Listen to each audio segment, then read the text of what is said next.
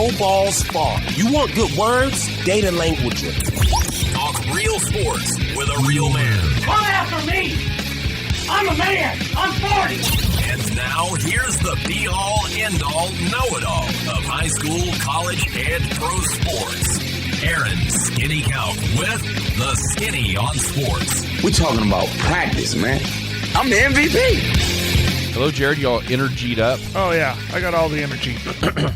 Do you? I might have exuded a little bit too much energy in that last show. But I'm good. Did you learn anything about energy that's going on in the world? I mean, you can't have just known everything that Butch told you just now. No, I learned a lot. I just didn't retain it between then and now. Yeah. Well, that's disappointing. You're going to need to do better in this segment tomorrow about telling us about energy. I'm sorry. I can shoot you an email that I get. I don't need that. That I refer to. No, I wanted you to know. That maybe Sean refers to as well. I can get you that. That's right. I can't believe you didn't. I mean, I learned something. Let me tell you something about that show. You fake it till you make it. I learned something about the energy industry today. What's that? That they are not going to allow, there's going to be a merger, but not allow the guy from Pioneer to be on the board. There you go. Good job. I can't tell you which companies I'm going to be fully honest here. I did a remote on Saturday. How did that go? It went well. Got to talk to a lot of people and hang out there at the Lucky Star in Clinton, and it was just a quick 2-hour remote, but they're pushing that concert that's coming out on Friday night. Pat Green. We've all heard of Pat Green and Josh Abbott Band. Josh Abbott Band, big concert. So I was prepared to head on out. I mean, I had it all ready to go and tickets in hand, and we gave away some meet and greet passes. I gave those away. Those went pretty quick, actually. But you know what I did? I straight up got there and left the actual tickets, at my house in my bag. Oh, dear. Didn't realize until I pulled up. So I'm like, okay, my plan is if people want to take, I'm going to get their name. I'll put them in the mail for them. I feel so bad about it. But point is, I still had some tickets to give away.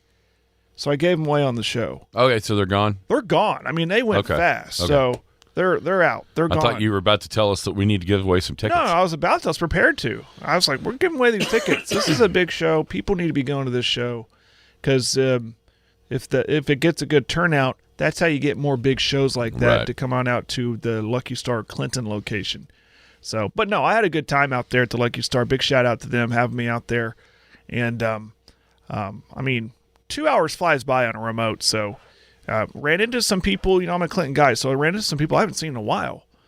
People I've gone to high school with and talked to, caught up with them, and fun place. So, yeah, it was a good time. Yeah, they normally, from the times I know that we've gone, well, you know, there a couple of years ago, we went about every weekend for a couple of months up to Hammond. Yeah. And everyone always that came back the next Friday or the next Monday, how'd it go? Oh, they treat you great. They really do. They treat you outstanding. You don't walk in, they go, who are you? They knew I was coming. They had a table ready for me and a chair, and they had it in one location. I thought, you know what? This is probably be better if I was closer to the entrance because people are going to see me when they walk in. Oh, yeah, no problem. So they moved me closer to the entrance, offered me power. I didn't need power, but they treat you really, really well. Really well. Well, fantastic. Yeah. And it didn't rain on me at that particular time. I was kind of worried about that because I was wanting to hang out outside, you know, because I had the Hummer right near the entrance playing the music, you know. But, yeah, it all worked out really well. Well, very good. And I got home in time for the Kentucky Derby. The Kentucky Derby. Yeah. It looked like you had a fun time. We did. Father-in-law threw a Kentucky Derby party, as he does each and every year. Played golf in the morning at the Bob. Got done, went out to his house, and hung out for a while, watched the Derby. There was all kinds of cool hats. Everyone had hats. Yeah. Some of the ladies that live in Canute, Will's mom and aunts, had one poor Rosemarie's hat. It was so festive that I was afraid her little head was going to tip over. Was that big, huh? Yeah, there was lots of stuff going on. A little top heavy? Yeah, my wife's hat was over the top with all the roses that she glued to it. You know, run for the roses. Get it? Right. No, it was very, very festive. Well, I saw pictures. Looked fun. Oh, it was. It was a blast. The food was great, and the race was awesome. Oh, my goodness. I think I saw it was the first 3-horse photo finish since 1947. I try to educate my kids on stuff like this, and so my oldest was asking me a bunch of questions. First off, it's like, when is this race happening? It's taking forever. I know it's all a show, but when it happened, and as soon as the gates open, a horse gets out in front, and Katie's like, okay, then that horse is gonna win. I was like, no, wait. This race really starts at the final turn, and then you're gonna see him cut him loose. And when it came down, I couldn't believe what I saw with those 3 horses right there. And she's going, who won? It's like, I don't know. No. I don't think anybody knows. Well, the two and the 11, I think if they'd quit biting each other, or trying to bite each other and fighting down the home stretch, one of those two would have passed the 3. Mm-hmm. But they spent so much time bickering before they decided to run that they just neither one of them could catch the 3. Yeah, it was one of those so every year out there, everyone puts $20 in the pot and you draw a number. Well, I drew number 11, which was right there. Yeah. And then Aunt Dina had number 3, and somebody else had number 2. I can't remember who it was. Anyway. And so, everyone else is like, oh, thanks a lot for selling me the 3-legged horse, this and that. And while the 3 of us were just like glued to the TV, okay, who won? And then, the photo finish pops up on the screen. And it's like, oh, darn it. Yeah. Wasn't my guy. And then they start showing, of course, the replays of the race. I'm like, well, if you just quit fighting and just go past them, then it'd have been a 2-part. Then you start fighting each other. But no, it was exciting. There's no doubt about it. It was a fun race. And you're right. It's not very often that the horses cross the finish line and you kind of go, huh, wonder who won. Yeah. It was really hard to tell, in live. Even when they were going, the unofficial photo finish or where the camera was, even then, I still can't, not 100% sure. You had to look for that mirror on the other side to know where they crossed. That was fun. No, it was good. That was fun. It was a great party. Great party I was at, and a fun race, no doubt about it. And then yesterday, the Bob finished up. Man, good turnout? Yeah, of course. And, man, there was a score yesterday afternoon. Some dudes played unbelievable. So at Sayre, I've played plenty of 4-man scrambles at Sayre. And it seems like, if you can shoot 16 under, you played really well. Mm-hmm. Maybe a 17. I was trying to think if I ever remember a 17 under. Maybe there was in the 4th of July or the Bob or something. I can't. Yesterday, 20 under. Oh, my goodness. That's pretty good. Under. Yeah. Who was that? It was Kellen and Toby, and I'm not sure who their other 2 players were. But that is fantastic. Absolutely fantastic golf. Myself, me and Bobby, the Bob. That's the cool part about that. The tournament's namesake, you played with him? Yes. Wow. And Cody and my man Corbin Dyson was on our team this year. We played absolutely out of our minds. For us. Little 14 under. Turns out that Players Dinner and auction not only made us a little money, made the big boss a little money. So here we go. So that's always fun. So it was a good time, a very, very good time. The weather, we played Saturday morning. Tried to cooperate. Yeah, we had about a 30 or 45-minute delay Saturday morning when that kind of moved through. But after that, cleared up. It was fine. Yeah. It was beautiful yesterday. Absolutely gorgeous. The wind was barely blowing. It was almost one of those days sun would come out and I'd feel hot. Yeah, I know. Then hey, once you go back behind those clouds, maybe a little breeze here cool this thing down. But no, it was great. It was 3rd year they've had it, and it gets better and better and better every single year. So it's good stuff over at Sayre National. The hats this year, give it up to our man Justin Barrick. He designed the hats. They were awesome. I say mine was awesome because Just so it turns out that my father-in-law's name is Bob, so I gave him my hat. They were over for dinner last night. Good deal. Yeah, his name's Bob, so hey, you can be the Bob too. No, but it was a good time. We had a really, really fun time. And shout out to the folks at Sayre National. It was a great weekend over there. All right, some high school stuff. There were multiple. My computer wasn't cooperating this morning, so I've had a hard time. That's why you don't have a rundown, Jared, because it's fine. I still haven't gotten. I never got to open because we took a power flash. I was going to say we had to have taken something because this computer was off too. Yeah, we took a little on Saturday night, I believe. We took a little power flash. Or lost power for a moment. So all the computers were, some are on, some are off. Some are still trying to figure out how to work. The computer I was working with on Exploring Energy was a little slow. Anyways. Yeah, mine was, I don't even think mine is booted up just yet at all. Anyway. Bunch of different stuff at the state track meet. So I know on Friday, we already knew of one state champion, and that was Elkett senior Remy Murray, who is the pole vault state champion. She was the only vaulter to clear 11 feet, and she did it on her very last attempt. So Remy Murray is the 4A girls state pole vault champ. Also from Elk City, Peyton Jackson is the long jump state champion. 16 1.25 foot jump. So she wins the long jump. If you paid any attention to high school girls track over the last few years, you are probably waiting on the discus and the shot put results because Kat Meacham, senior from Clinton, she was second in the shot put, 42 11 and a half feet foot throw, got her a silver medal. But then in the discus, overwhelmingly the state champion. She threw it 153 8.5 feet. The next closest, you want to take a little guess? No, I. What the next closest would be? What was the winning? 153 8.5. 125. That was a very good guess. 126. Wow. So, yeah, what's that? 25 feet? Yeah. Yeah, 25 feet further for Kat. So it's pretty impressive. I can't remember how many years in a row she's won that, but it's been a few. Girls 100-meter hurdles. Emery Atterbury was fourth, just off the podium.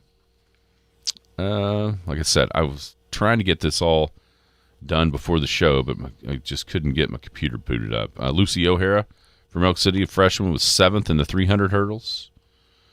One of the Weatherford relays was third. I think it was a 4x2. Let me get down to the team results.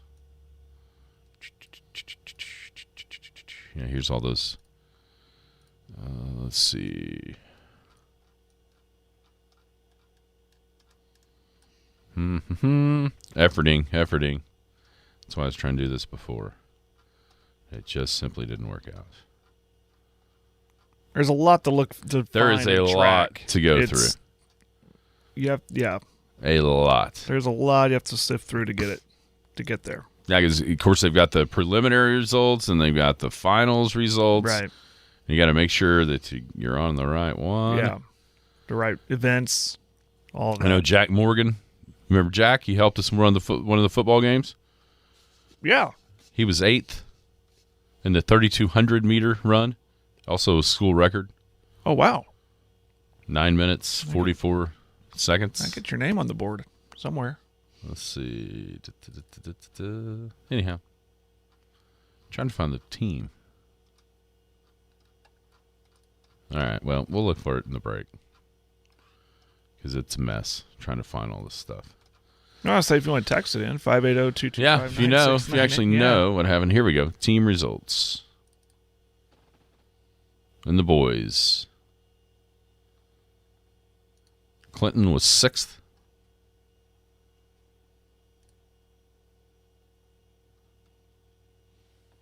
The Oaks got a point. So, anyway, state track meet. Good job, obviously, by the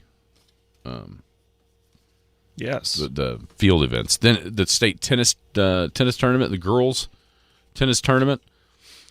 McKinley Brewer, which that is Landry's daughter. Oh, wow. She was 7th in number 1 singles. She lost. She won her first match. Then she lost in the second round to the eventual champ, Audrey Crooks from OCS. Then she bounced back. She won a match. She lost a match. And then in the 7th place match, she defeated Emma Kruska of Chisholm. So a 7th place finish for McKinley. Kirby Mouse qualified in the number 2 singles.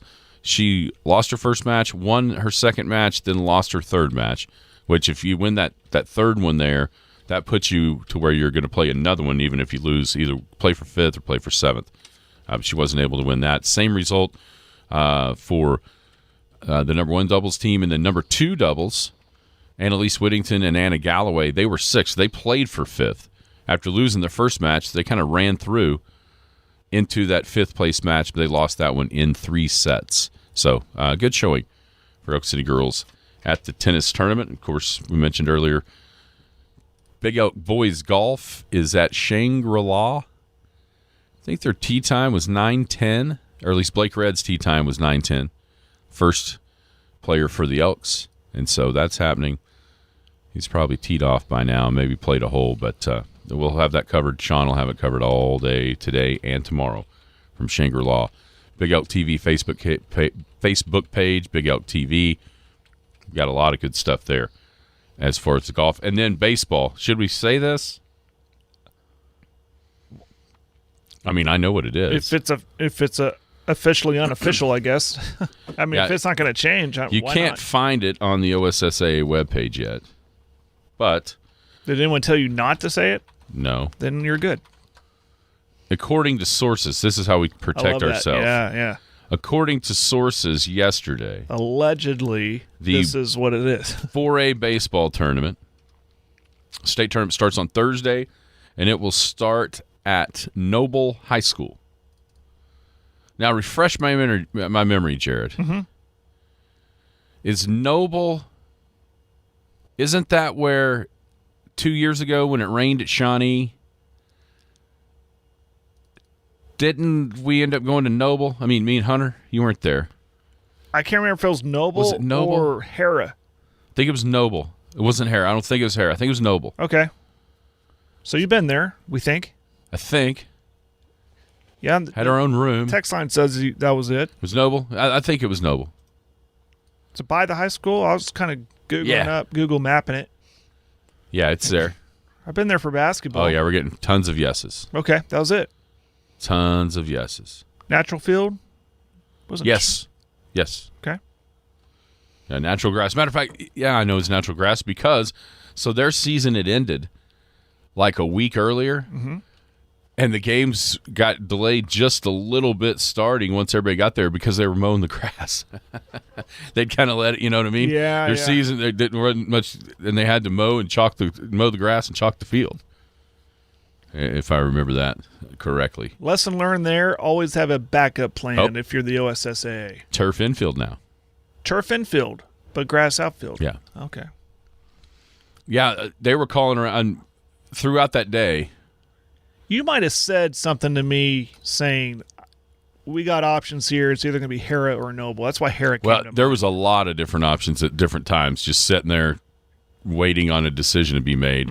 I mean, as far as they called the brick at one point. Oh, wow. Trying to find Something. to be, of course, ended up being at Noble. Yeah. So there you go. It's Noble not High about School. just finding a field. It's finding a field that can accommodate the fans, too. And people to work. Right. Oh, yeah. Yeah. Call your guy up. Wake him up.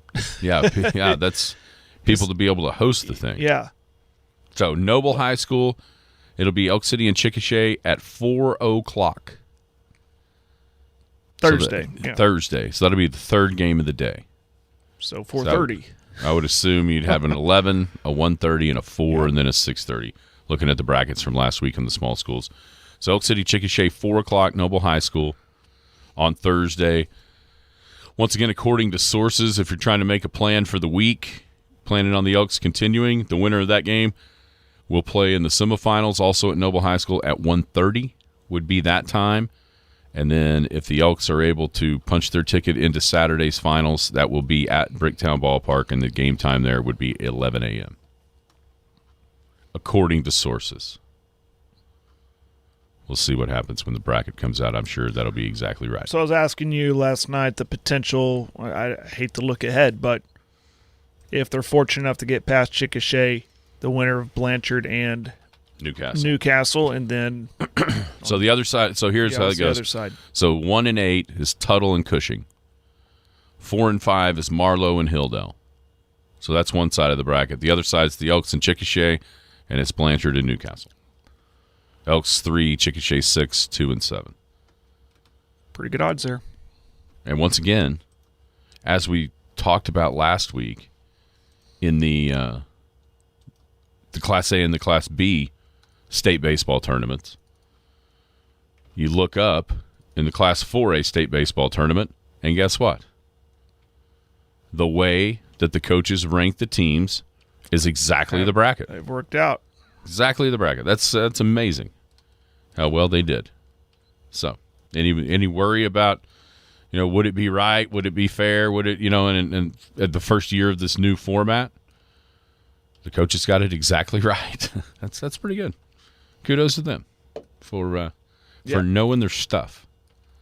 But yeah, it's going to be a fun week. A fun week, kind of the last week of high school sports. Doesn't it seem like we just started football the other day? Yes, it does.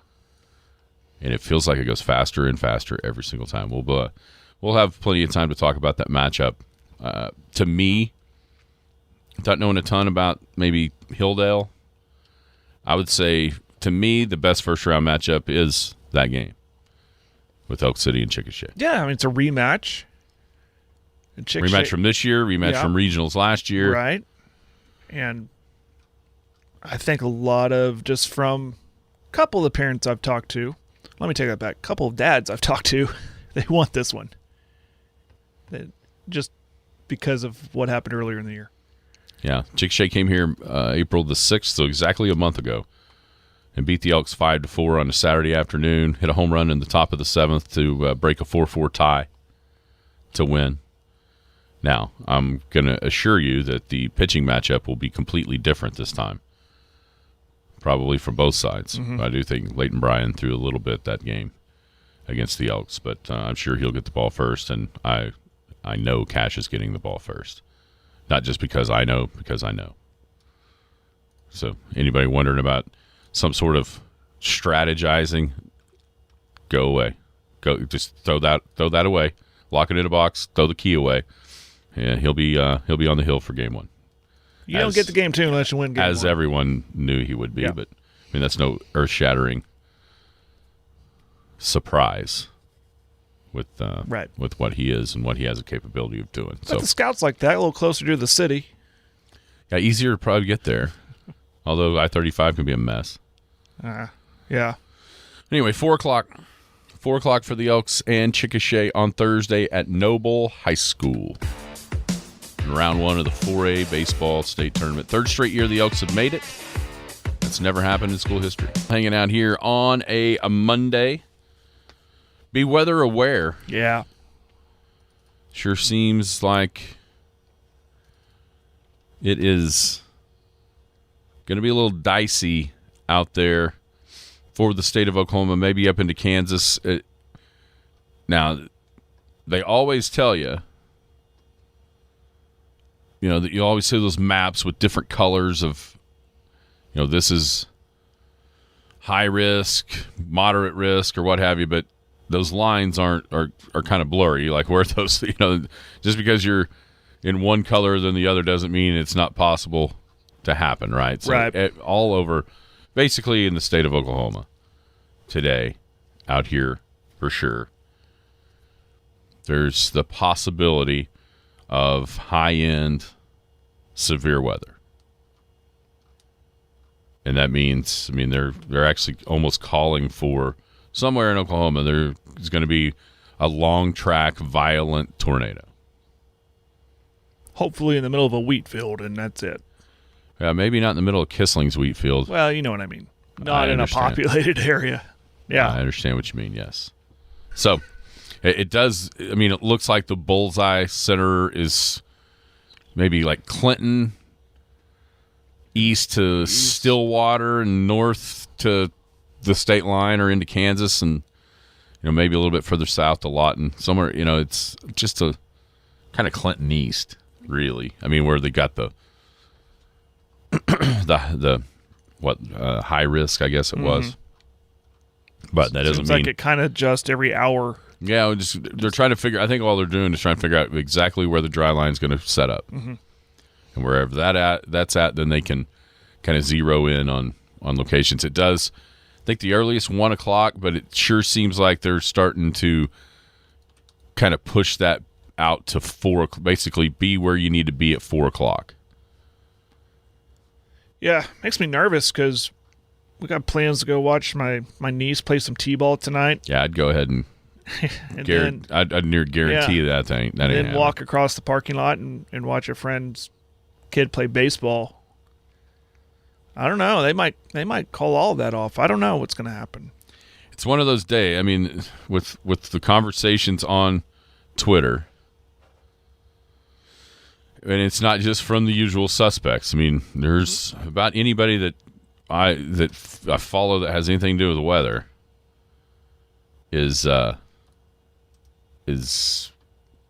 kind of getting the warning out, right? Mm-hmm. And we all are used to it these days. There's, I don't know, 1 or 2 of them a year.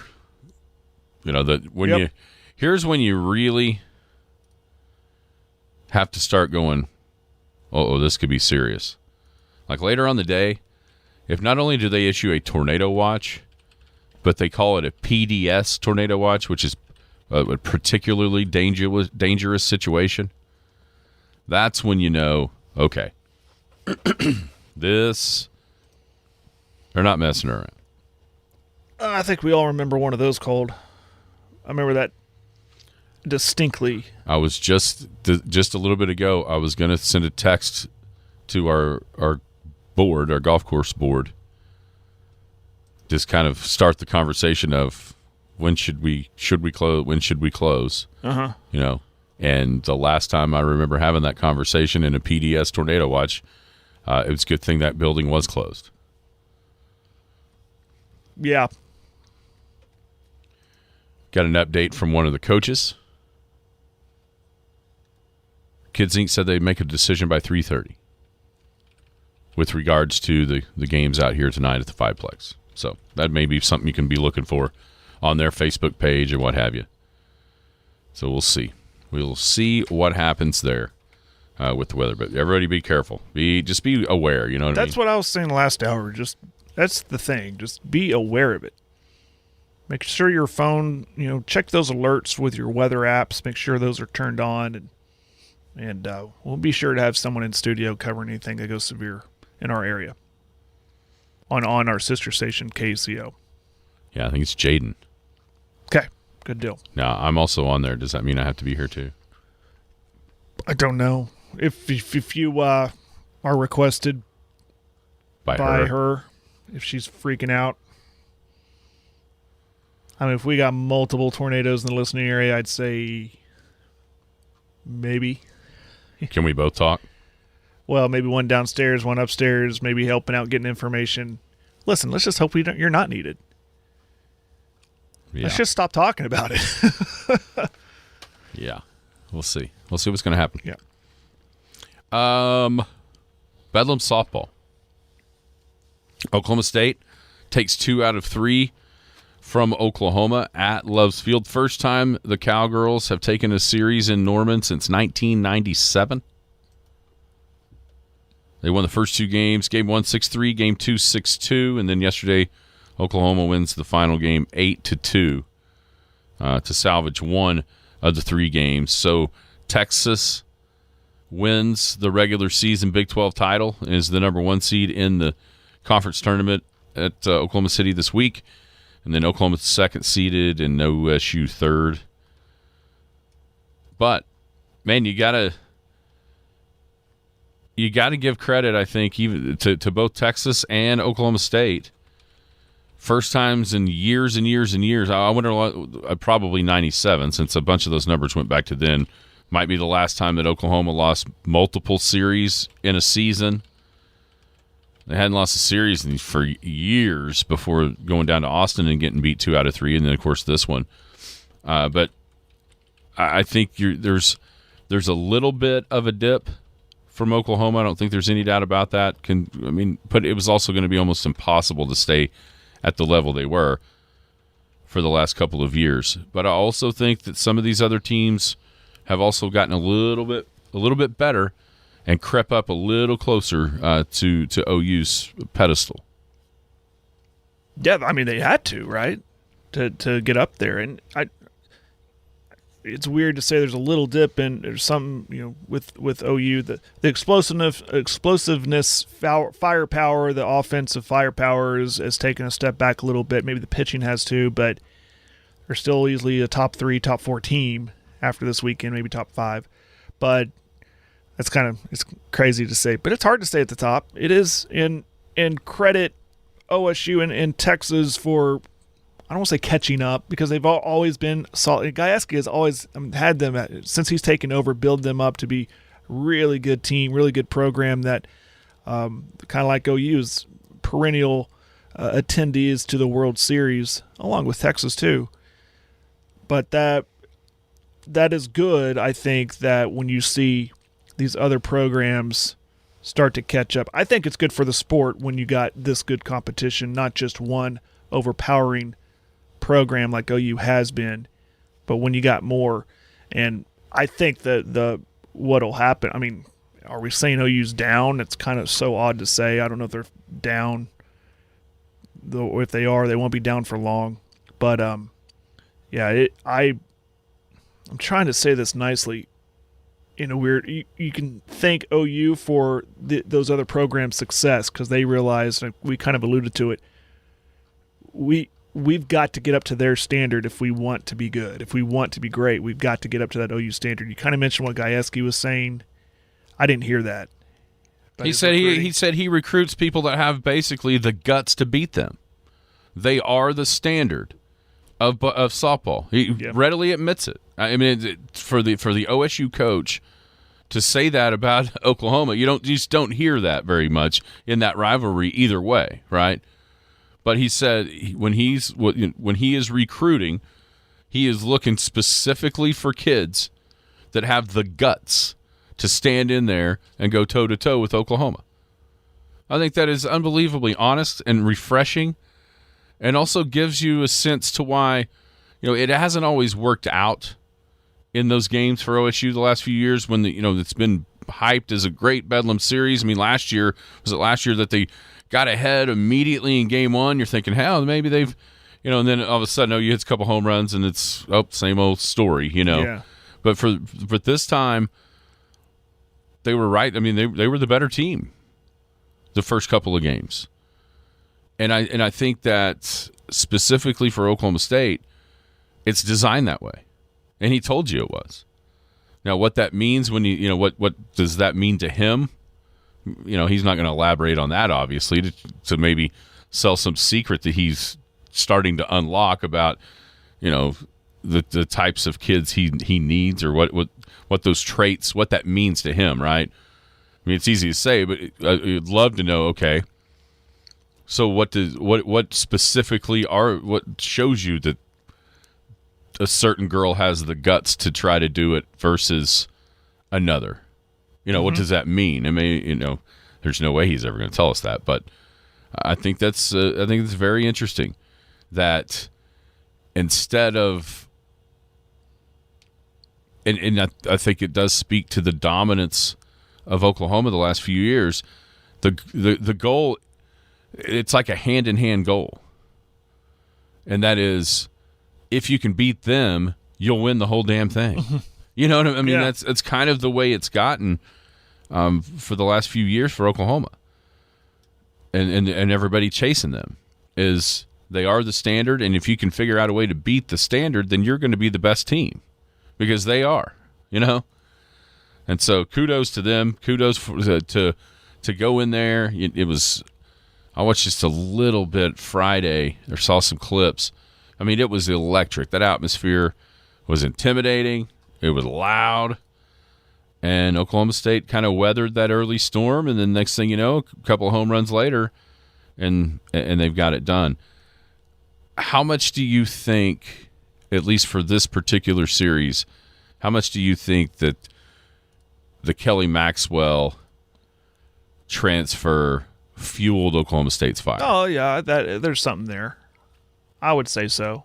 They wanted to get it out on top of her early, and they did, or not early, but keep her rattled and right there. And, man, the way that game started, I thought OU was going to win this thing easily because it looked like the OSU pitcher was rattled early. Walked in the first run, couldn't find the strike zone, able to get out of it. And I remember thinking, that's an opportunity missed for OU. They had bases loaded and only able to produce one run via the walk, not even a hit. And that might come back and get him, and it did.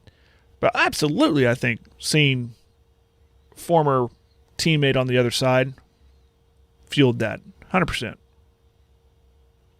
Yeah, and I think we might have got a glimpse into the difference between Oklahoma this year and the last few years in that inning.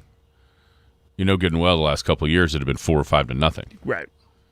And kind of it's taken them game's over. Yesterday was a good example of it. It took them a little bit to get their bats going when it was 2-2, and then you look up, it's suddenly 6-2 and 7-2, then they finished 8-2. But it took them a few innings. It was latter parts in the game. In the past, it's been they come out on and get all over you early and would not let up. Yeah, I thought it was decently interesting with Patty Gasso yesterday. After the game was over, talking about how there was a completely different feel for her team, and it almost felt like she was. I don't know if she was trying to convince anybody outside of the program, or almost a warning, like, okay, something changed, and maybe the light bulb just went on. Which is impossible to say for a team that has that many people that have been huge pieces of multiple national titles. But maybe it's more for a couple of the younger ones. Maybe it's. But she did say today was different, and it was a huge win, not just because we salvaged a game or whatever, but almost like this win is going to be mean more than anybody realizes in the moment. It might be one kind of kickstart the mojo again. If it's on a Monday night and they're hoisting a trophy, and someone asks her in a post-game presser, what changed? And that was the game. That game right there, that inning where we hit, 2 home runs in that inning? Who knows? I don't know. I'm not ready to go that far.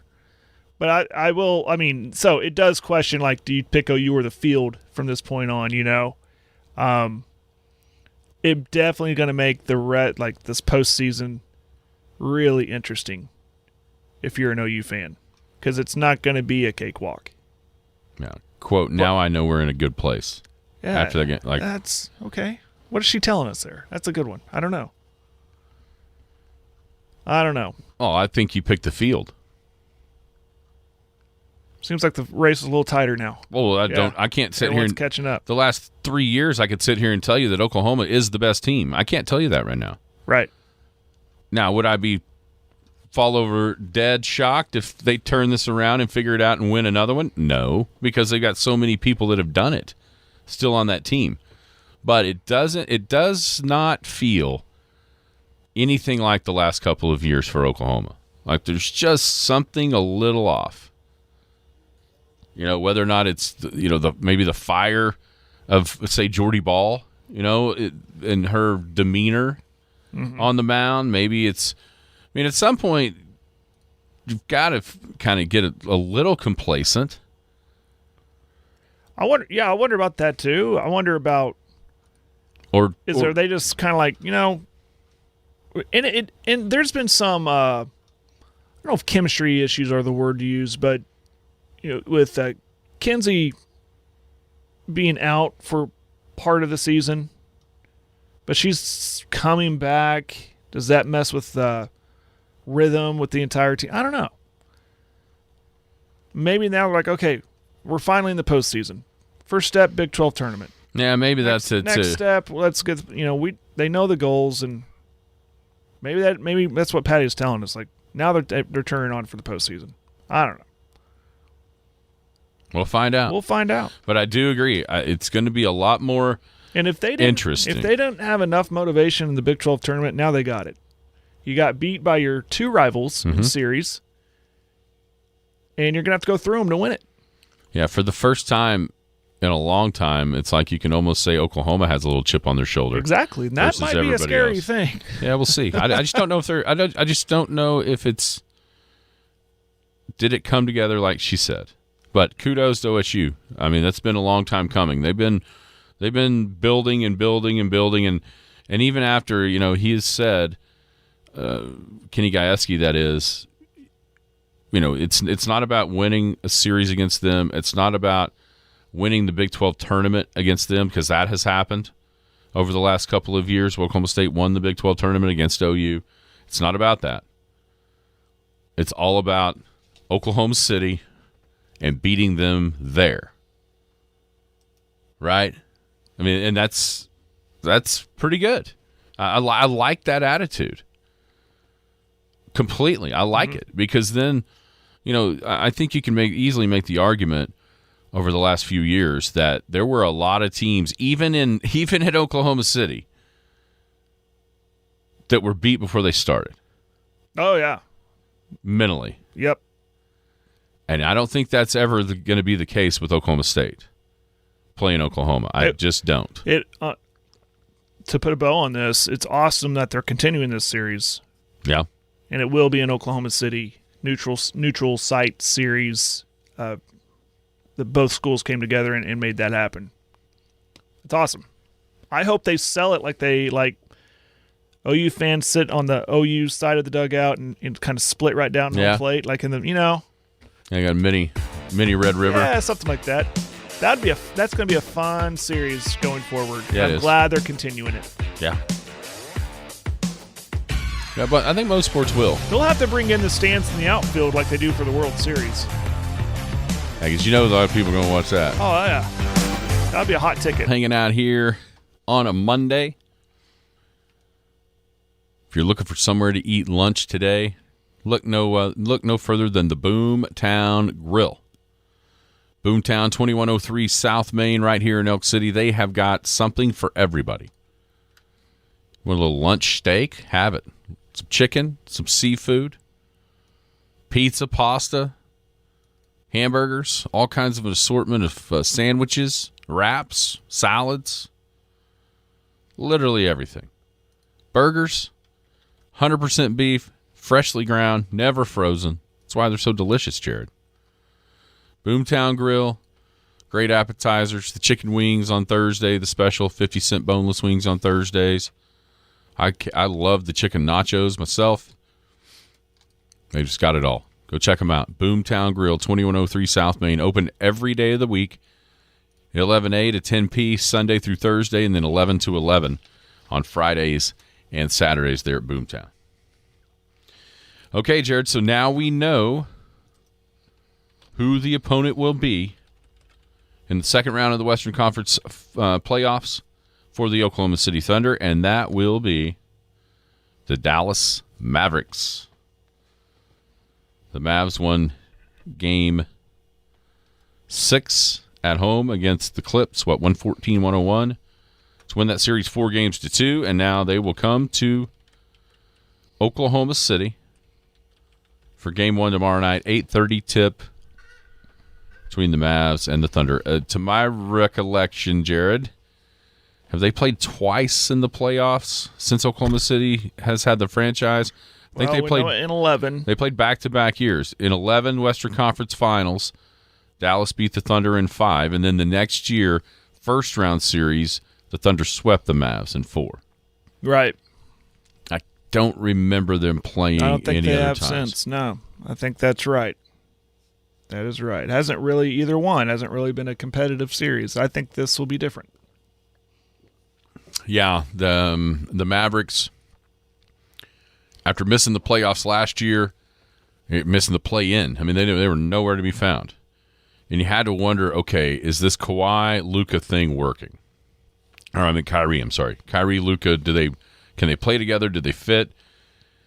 And they kind of scuffled around a little bit. And then I think at the trade deadline, and by the way, the Thunder did them solid by kind of allowing with pick swaps they're exchanging picks that then gave the Mavs the firepower to go get P.J. Washington and Daniel Gafford. And it certainly seems like since that moment, Dallas has become a totally different team, playing better defense since the trade deadline.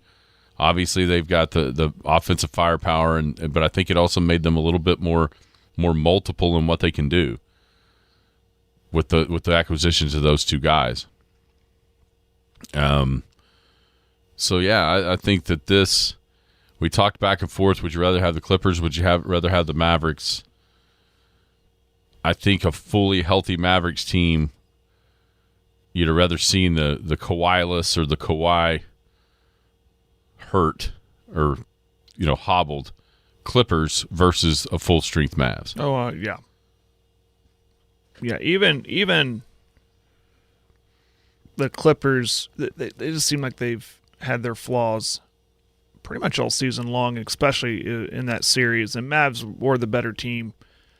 Yeah, the matchups are going to be interesting. We kind of talked about that. Who's going to cover who? The main question is who's covering Luka. How do you combat him?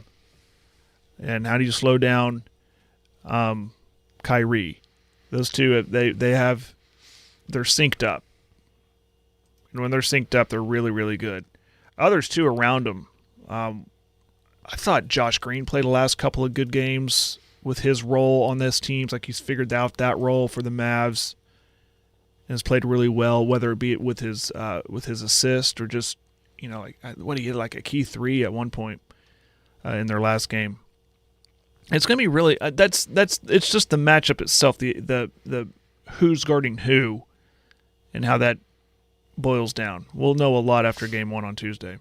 Yeah, I thought an interesting point when I was driving in about, officiating and particularly what they allow Lou Dort, the leeway they allow him to be physical with either Kyrie or Luka, and how much that can change the complexion of games within the series of, a tight whistle versus, kind of the way it's been going in the playoffs, which has been allowing teams to be physical, especially on the perimeter, more than they ever are allowed to during the regular season.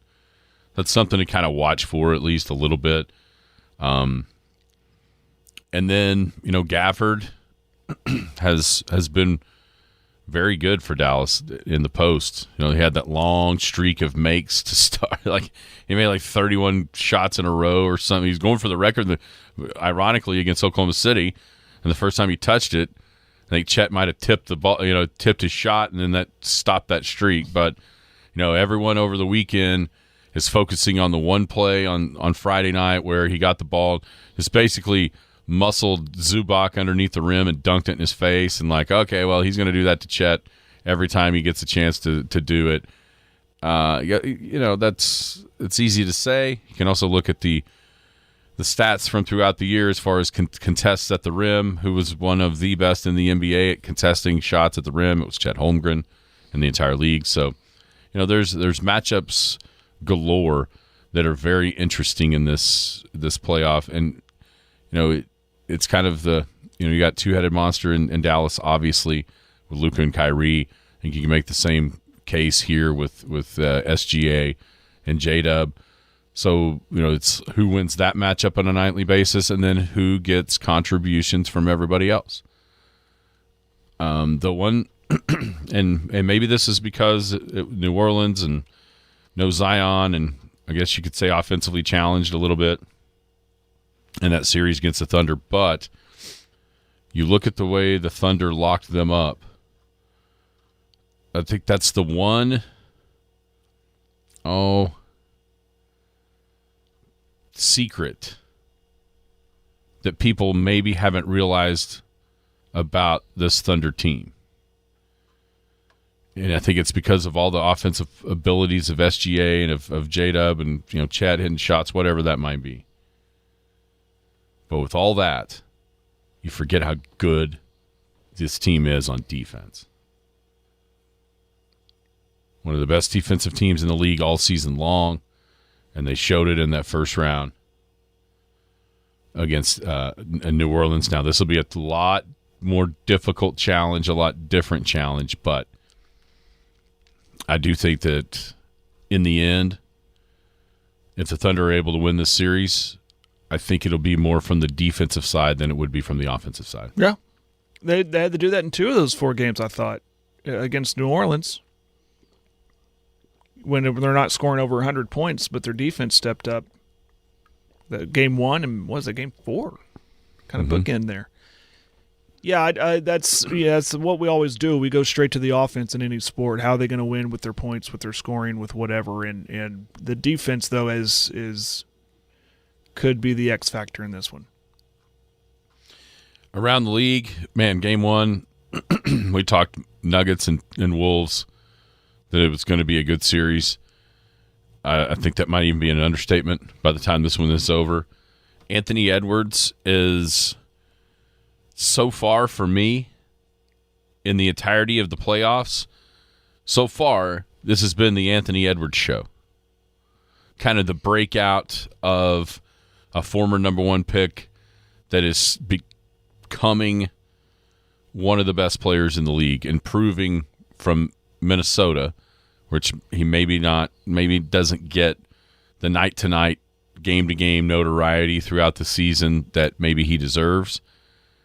But at least through 5 straight wins in this playoff run for Minnesota, he has been absolutely incredible in kind of announcing his presence on the nationwide stage in the NBA playoffs. You're hearing a lot of his name in the same sentence with Michael Jordan in a sense of entertainment. So this guy is the funnest player I've seen play since Michael Jordan. He's a stop. What you're doing, watch him play when he gets the ball. What's he going to do next? Dynamic, awesome, fun. A lot of adjectives to use right there. It's been fun to watch his rise. Denver, now, I was just thinking this, and I see a headline from Denver's Coach Malone. He wants a better start from the Nuggets. Is it, they had a lot of slow starts against the Lakers. Still was able to pull out that series. Clearly had another slow start on, what was that, Saturday night, and tried to come back, couldn't do it. Is that a concern? Oh, yeah. Because Minnesota's clearly better than the Lakers. They're in some deep trouble here if they can't. Well, if they lose tonight, oh my goodness, you go down 0-2 with 2 losses on your home floor, and that's pretty hard to come back from. Even though they're defending champs, I would assume that they would come out tonight, guns a-blazing, and be able to tie the series up 1-1. Then we go back to Minnesota after that. I would assume that would happen tonight. That Denver would take this game. But even if they do, but yet with another slow start, I guess that's what I'm asking. You can't continue to play with fire like that. Doesn't bode well. It's to do it one thing in the first round against the Lakers, who have their own problems. They can't continue to start slow against someone like the Timberwolves or whoever the opponent may be next round. That'll get them. Yeah, I think they'll be fine, though. Still, you calling them for to win it all? Or not, they'll win this series, I'm sorry? I have a hard time believing anybody's going to beat them in a 7-game series. Now, they lose tonight, and I don't have near as hard a time seeing that. All bets are off, yeah. I could absolutely. And then also tonight, Indiana and New York. Knicks, Pacers. Harkens back, right, to the mid-'90s and the absolute slugfest that these two had in different levels of the playoffs. It seemed like the Knicks would always just have a little bit too much for Indiana. Great series. Reggie Miller and Spike Lee going back and forth. Man, I really hope they're sitting next to each other courtside. Wouldn't that be fun? If Reggie's not working, wouldn't that be fun? That'd be great. I wonder what the reaction would be if Reggie is working for TNT tonight in the Garden. on the call. Surely he will be, right? Yeah, I bet he will be. That'd be fantastic. But I don't know how good a series is going to be present day. Indiana, I think, was very fortunate with their first-round matchup being against a hobbled, almost defenseless Bucks team. You could see that coming from a mile away. Most people didn't. I think most people had Indiana winning that series because no Giannis, and then Dame didn't play a game or two, and just the disarray that it felt like Milwaukee was in all year long. Mm-hmm. This is a different animal. The Knicks, man, they've seemed they're the most forgotten 2 seed of all time that I can think of. The part of that's Boston. Seems like such a favorite in the East that it almost doesn't matter. Nobody cares who the seeds are because it's just kind of, okay, it's Boston. But I would imagine this could be a fun one. Indiana wants to get up and down. Eventually the Knicks will wear them out, I think, and play Boston in the Eastern Conference Finals. But yeah, it's cool to see those logos again. Oh, yeah, it is. Playing in the playoffs Yeah. and in the Garden, Game 1 tonight. It'll be rocking. It'll be absolutely rocking with the Pacers in town for the Game 1 of a 7-game series. All right, anything else that came across into your sphere over the weekend? Yeah, Gavin Freeman, Cowboy now. Good for him. I think that's a good landing spot for him. Yeah, Oklahoma legacy in the transfer portal, now ends up at OSU. Is that one of the first few that have gone the other way? I can't think of. I'm sure there's been Trace some Ford, there. Lexi Keys, Kelly Maxwell from Oklahoma State to Oklahoma, but now Gavin Freeman goes the other way from OU to OSU. I think it's. You're right. He seems like a perfect guy. It seems like they've had a bunch of guys like him that have really been good. Brendan Presley being one of them right now. He has the potential to be a really good college player, a la Drake Stoops, right? If he seems like a better version of that, right. At his height, yeah, because he's faster. You see these guys in college that with that size become these really good players and fan favorites, and that's a good place for them. OSU knows how to develop those kind of guys. Yeah, I like it there, and I don't think there's any. It was funny because I was seeing people. I was like, well, what's the reaction going to be? We've seen the reaction when a player from OSU would come to OU. We saw that reaction. What's the reaction going to be? And it was nothing but praise. But I'm thinking, yeah, it's easy to say that because we're not going to have to play them. Well, and like where OSU had to play Trace Ford and Maxwell. And no offense, it was Gavin Freeman. Everybody was happy in this situation. The wide receiver room is packed at OU. Have Jordy Ball go from OU to OSU and see the reaction for OU fans. That's a good point too. You know what I mean? That's. But that series continued. My point is, they're not even going to have to play them. That's true. Unless something funky happens and they have to play in a playoff or bowl game. I'm going to say this as nicely as I can, but I think what it shows you more than anything is Gavin Freeman's position in life, as in college football life. It's not high enough to draw vitriol out of the fan base that he left to go to the arch rival. You know what I mean? And part of that was muffing some punts and you're right. If he had had the spring game that Deion Burks had, and probably a little different reaction. Yeah. But he is kind of the forgotten guy, kind of the out of sight, out of mind. And so it's easy to go, yeah, man, good luck, Gavin. Thanks a lot for your service. That's what I'm saying. That's part of it too. Yeah. What I'm saying is it's easy to say this when the series they're not going to play each other at least the time he's going to be there. They'll be in totally different conferences. Yeah, it's easy for OU fans to play hey, we're so much classier than OSU fans in this portal thing when the situations weren't even close to the same. Yeah. Like I said, last year, if Jordy Ball would have went to OSU instead of Nebraska, people would have been mad. Yeah, they would have been that cartoon character Inside Out where that guy's head's on fire just screaming. Yeah. Yes. I mean, you know who didn't get the same reaction for leaving and didn't go to OSU, went to a different school? Caden Green. Yeah. People doxed his dad, for God's sake, and Allegedly. and gave a bunch of bad reviews. Allegedly. Well, but we all know. But plenty of people were really mad about that. Sure, but he's also a really good player. Well, yeah, and he started as a freshman. And look who's on the schedule next year in Missouri. But it had a lot more to do. The point is, everyone's fan base will get upset when a player that they think would help their team leaves. And it doesn't matter where they go. It's just the fact that they leave. It's upsetting. It just is. Yeah. And you cannot throw... I mean, why was Texas Tech... It was funny. They weren't upset when Baker originally left. No. But when he became good, suddenly he's a traitor. Yeah. And at the same time, I think now there's some revisionist history there because now they go, oh, we didn't care. We had Patrick Mahomes. Yeah, you cared. You cared. You cared. Because he is good. If it's nobody any good, nobody cares. Everyone have a wonderful, wonderful Monday. Be weather aware. You've been listening to the Skinny on Sports podcast with Aaron Cow. Be sure to hit that subscribe button to get alerts of when the latest podcast is available. Thanks for listening. That ball is blistered to right. Way